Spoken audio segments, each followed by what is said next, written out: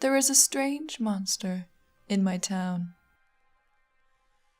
I won't tell you where, naturally, but if you live here, you'll know what I'm talking about. The creature is no secret, though if you're lucky, you'll never see it. I wasn't so lucky, although that's partly because I was an idiot who didn't listen. I was a transplant from the city, looking for a fresh start. I didn't have a dark past or anything, just some failed dream I needed to recover from. This place seemed as good as any. The townspeople were friendly and the scenery looked like it belonged in a painting. Music plays everywhere, and the townspeople often sing as they carry on about their day. When I stumbled across the town, I thought, wow, everyone here is so happy. Maybe I could be happy too. But, to be honest, those weren't the reasons I moved here. I moved here because the cost of living was dirt cheap, and I'd be able to live off of my savings for a few months even if I couldn't find a job right away. One strange thing I noticed was that the town was sectioned off, oddly enough, by taste in music. I guess this was so that the music wouldn't all clash since it was playing non-stop, even in the residential areas. Even at 2 a.m. This was one detail that might have kept me from moving here. I found it hard to sleep in my apartment for the first week. I'd moved into this cheap apartment in the country quarters, not realizing that I'd have to listen to country music 24/7. I asked my neighbors to turn it down, but they said that they couldn't. It was annoying, but no one would budge. Other than that, everyone was really pleasant to me, though perhaps a touch passive-aggressive? Or so I thought at the time. My neighbor from across the hall, Miss Walcott, brought me a housewarming gift. It was a battery-operated CD player and a stack of George Strait CDs. She said it was in case of a power outage. A power outage would be just lovely, I replied. I don't really mind country music, but it would be nice if it was quiet sometimes. Miss Walcott shook her head at me.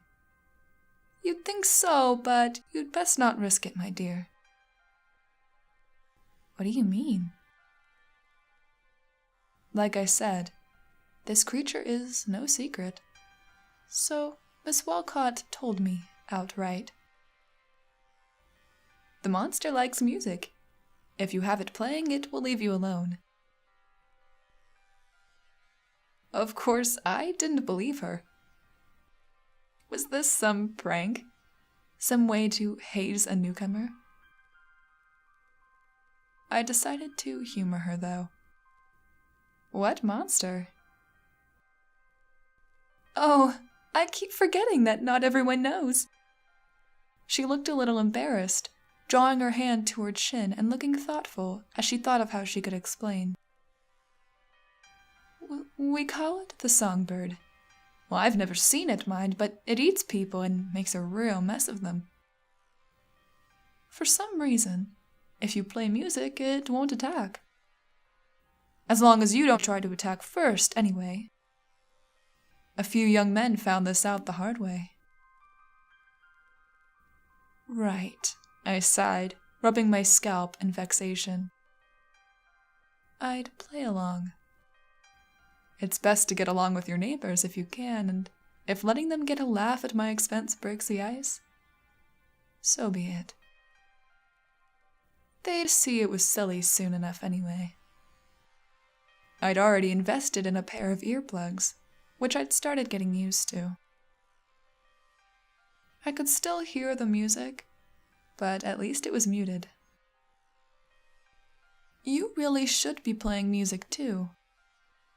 Miss Walcott looked undeniably worried, peering past me and into my apartment. The door was still wide open, and the last of my unpacked boxes were stacked by the door. Everyone is playing their music loud enough that I can hear it too, and I haven't had any trouble so far. Not just at home, dear. Everywhere.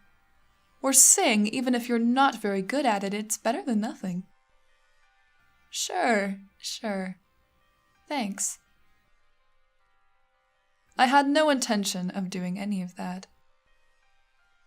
Can you blame me? I didn't know Quaint Town, USA was the set to some sort of horror movie/musical.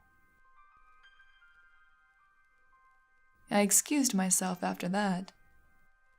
I did have that last bit of unpacking to do. I shoved the CD player and George Strait CDs into the back of the closet somewhere, figuring it could die a slow and dusty death back there. I was a little resentful of my neighbors at that moment. It was true I didn't mind country music, but it definitely wasn't my favorite and it was getting old.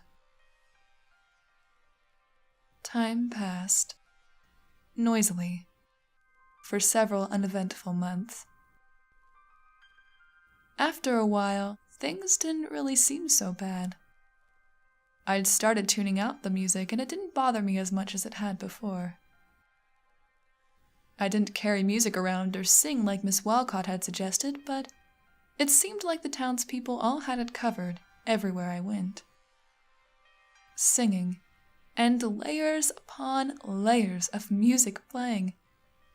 This place really is so strange, but the people don't seem to mind living this way. I was starting not to mind either, even if I wasn't exactly joining in. Still, I did crave some of that sweet, golden silence that I'd taken for granted before moving here. I decided that I'd go camping on Top Hat Hill at the edge of town. The hill was named, as you might have guessed, for its shape, which looked a bit like a top hat from a distance. It was a steep hike, and surprisingly large. It served as more of a landmark than a destination for most people. So it seemed like the perfect place to go, without having to spend a ton on gas to get out of town. I packed up a small one-person tent, a ton of snacks, some books, and a couple other things before making the hike one afternoon. I regretted how heavy my bags were pretty early on, but it was worth it when I realized I couldn't hear anything but my labored breathing.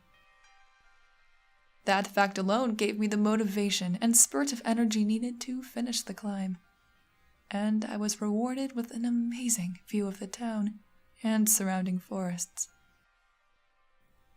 Heck yeah, I shouted to no one in particular, and dumped all of my stuff onto the ground so I could flop back on the grass and just enjoy the silence. Actual silence. Of course, the peace and quiet was short-lived. About an hour had passed when I noticed a strange sound, like something wet was clicking and scraping. I listened for a moment, but I was so tired from the hike that I didn't bother sitting up just yet. The clicking sort of reminded me of billiards, though there wasn't a pool table to be seen on this hill. Someone else must have been coming up. Perhaps looking to escape the music just as I had? I let out a short laugh, realizing that of course I couldn't be the only one who had this brilliant idea. "It sure is beautiful up here, isn't it?" I called out, still not moving.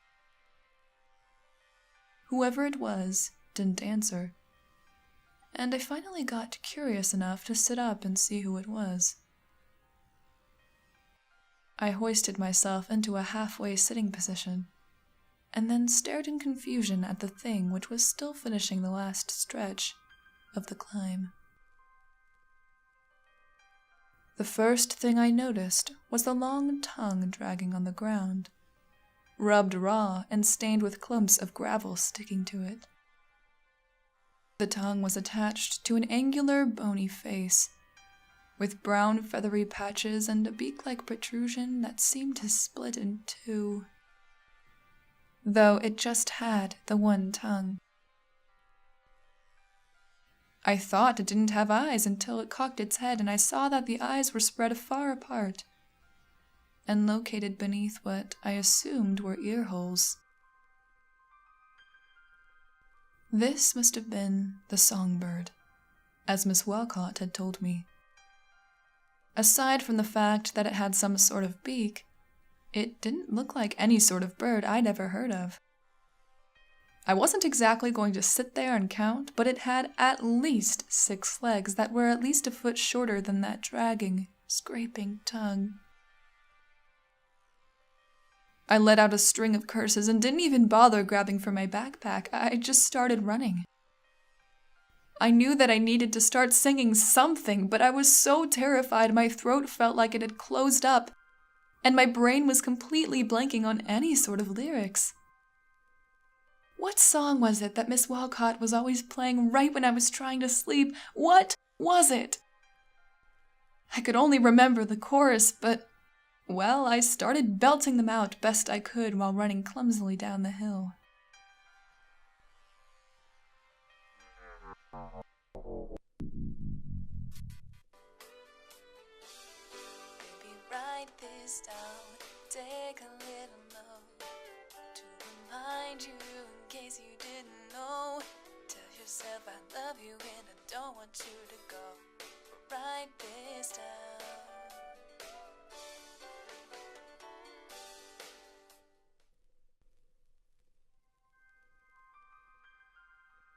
That's right.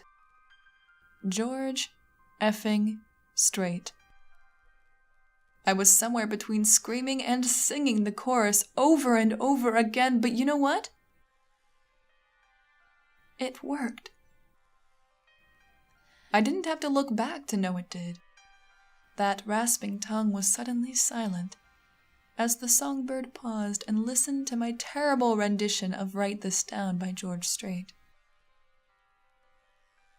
Going down the hill was easier than getting up, but I still tripped and tumbled down here and there. But I didn't stop screeching those lyrics the whole time. I made it into town scraped up and dirty, but alive. You can bet your ass I dug that CD player out of the closet and started looping the first CD I could find. Yeah, it was George effing Strait. His music sounded much better in the light of not being dead, if you can believe it.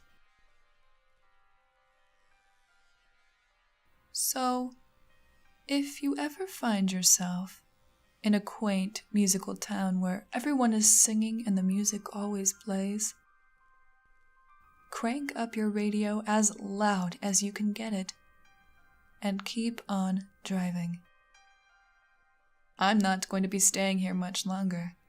I just need to save up enough money for a deposit on another apartment somewhere far away. Since I've seen the thing, I don't think I can live with it.